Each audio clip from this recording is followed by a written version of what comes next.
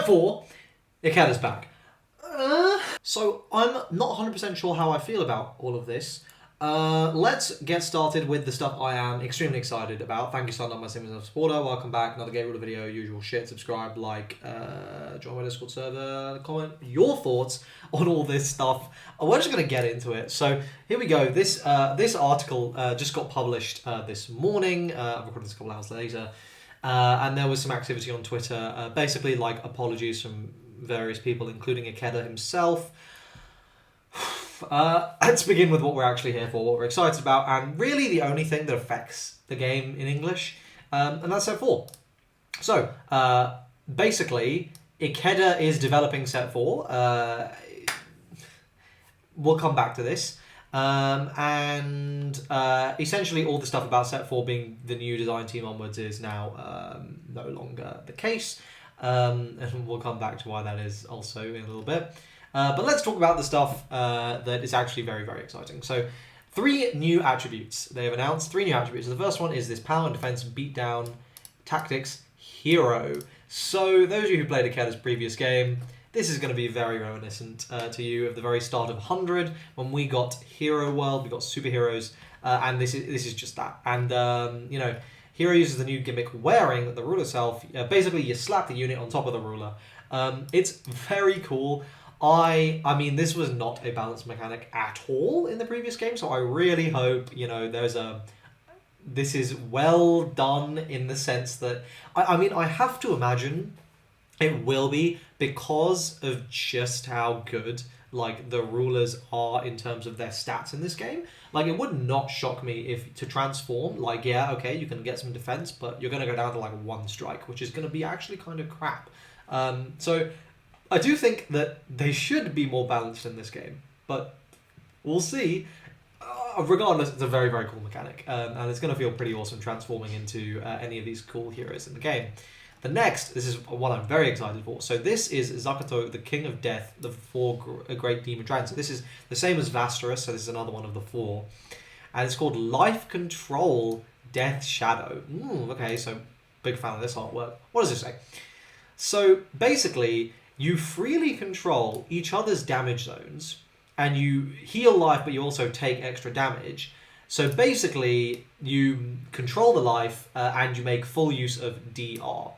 And this is really, really cool to me. I think, like, this is going to be, as long as it isn't designed as some sort of ooga booga, here's, like, obviously, like, these cards are better than others. As long as you're really able to take advantage of, like, certain cards, and like, build this deck however you want to, I'm actually really, really excited about this. I think this is probably going to be one of the coolest decks that comes out, because if you have that freedom to just fully abuse DRs and kind of really build it however you want to build, and we get more good DRs in the game, I think this is going to be really, really awesome. And this is clearly a Volnar card as well. And I believe this is a Yomajin front card as well. Smash Hero Uppercutter. But it's cool. And of course it's Yu Cheng Hong, by the way. This man does everything. Okay, so this is also cool. Here is something that's also very cool. Regan Leaf. So this is now going to be a real attribute in this set. So this is Armil, Princess Knight of Starsword. This is actually from Force of Will, this illustration, surprising no one. So, Regan Leaf. So this will deploy 2 units for the deck at the cost of 1 unit, and it's a deck that constantly creates a board that sticks to the opponent. It's an attribute for advanced players who enjoy the Silver Bullet tactic, and special summon. So essentially, it's for basically card game players who really enjoy, like, always be having potential access to the answer, and structuring that through special summons. Essentially, do you like Yu-Gi-Oh? Do you like Genesis summoning? That sort of thing. This is going to be the deck for you. You can combine it with the creation summoning, but you will need a sense of deck building and playing. So this will be very interesting to see. Personally, I'm really excited for this deck. However, this may make Lucifer even more expensive, which would obviously not be ideal. I'm sorry, the camera just died for a second there. Anyway, but it's cool. It's cool nonetheless. What is going on? Just chill, all right? Okay, here's what I'm really excited for. Okay, so specifically, they are saying they're going to supporting these, some of these. This is not all the support, but this is some of them. So A7 all gathered. So this is all the members of the A7 will be in this set. Okay. Sorry. Along with 3 new types of Alice, all 7 A7 are finally available. So at the moment we have 4.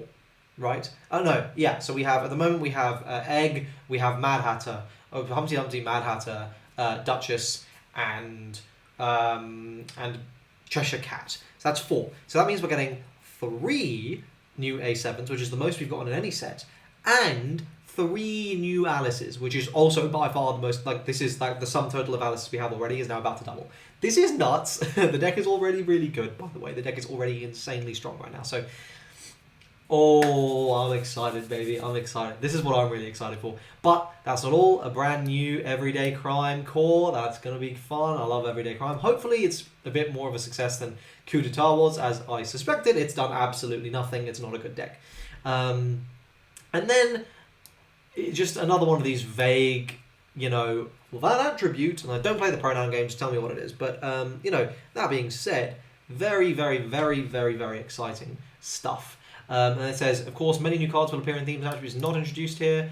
So new cards will be added to the combined system of Robo, and further success is expected. So they specifically also shout out Robo and go, this is also going to be a good deck. I am really, really excited. And what they do say here is that we will have information from mid-January when the information goes out to the distributors.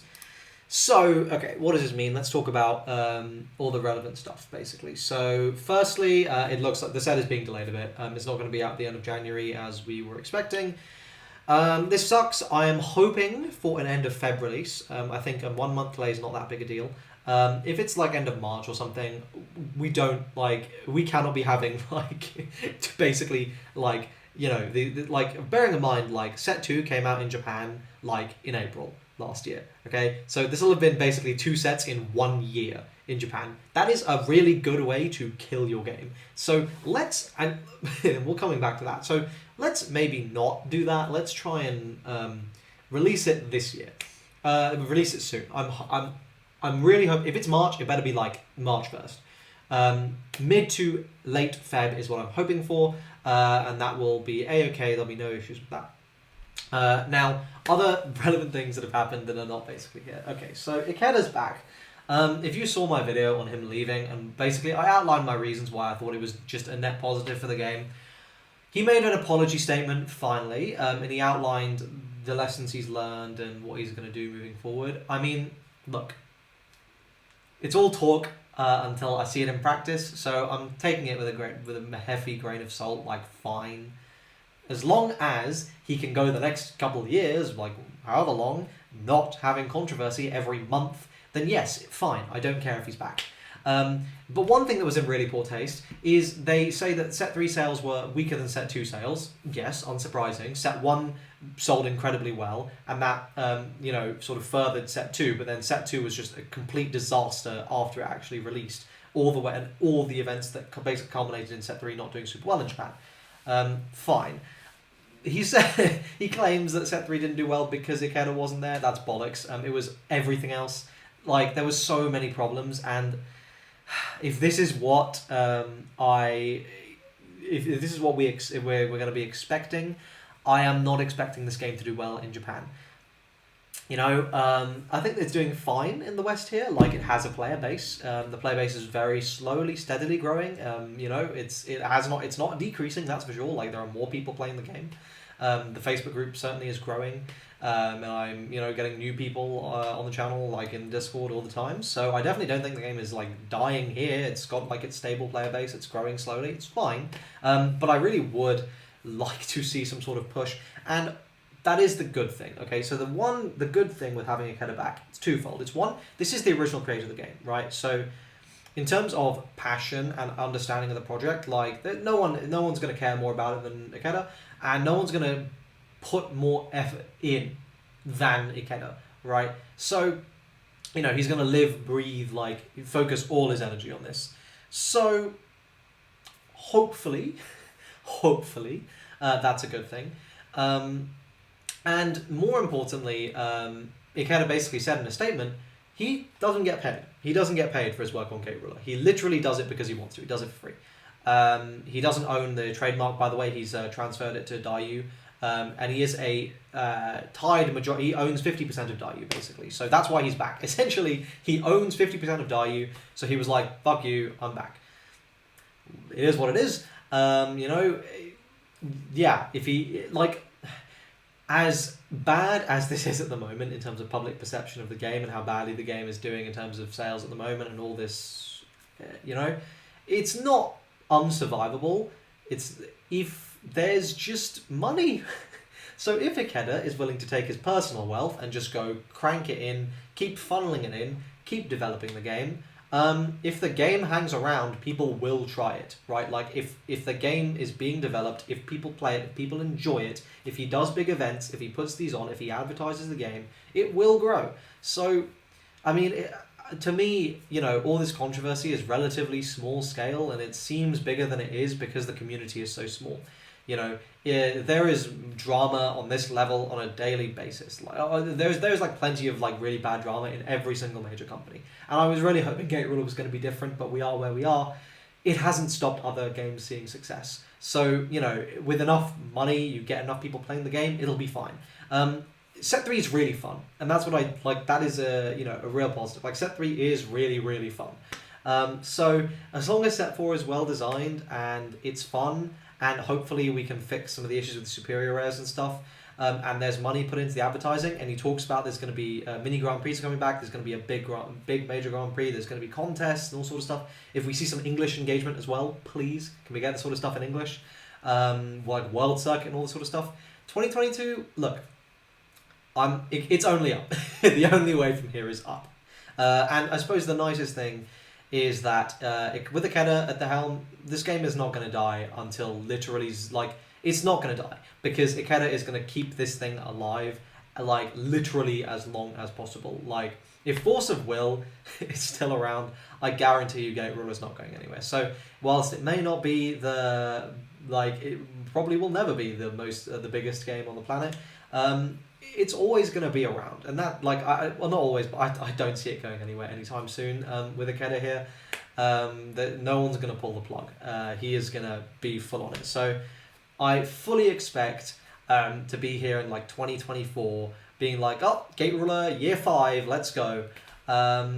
We'll see. But yeah, I mean, let me know your thoughts on this. Essentially, I didn't really want to go like into all this stuff here. All this stuff about Ikeda coming back, like it's just a bit depressing. I mean, this main thing is about the future. We plan to hold 3rd season mini Grand Prix, official Grand Prix. There'll be columns, new illustrations, naming contest, card setting contest, and the new slogan: "Regain the heat." At the time of the first release, we will make a big excitement. These are big words. We'll make a big excitement. I mean, that's obviously like the crappy English translation, but the goal is clear. And I am hopeful that it will live up to it, but we will see. That's it for this video. Please let me know your thoughts in the comment section down below. I'm excited for Set 4, and I will let you guys know about the information as soon as it comes out. But I'll see you guys in the next video, which will be a deck profile. See you then. Cheers.